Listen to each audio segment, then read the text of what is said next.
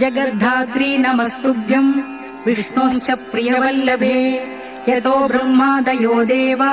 सृष्टिस्थित्यन्धकारिणः नमस्तुलसी कल्याणी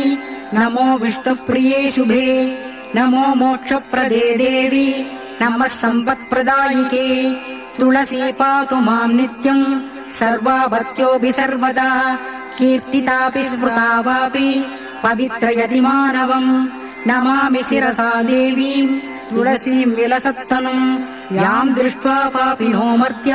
मुच्यन्ते सर्वकिल्पिषात् तुलस्या रक्षितं सर्वं दुजक्येदचराचरम् या विनिर्हन्ति पापानि दृष्ट्वा पापिभिर्नरैः नमस्तुलस्यतितरां यस्यै दत्ता बलिः खलौ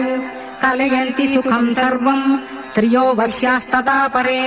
तुलस्या नापरं किञ्चित् दैवतं जगतीतले यया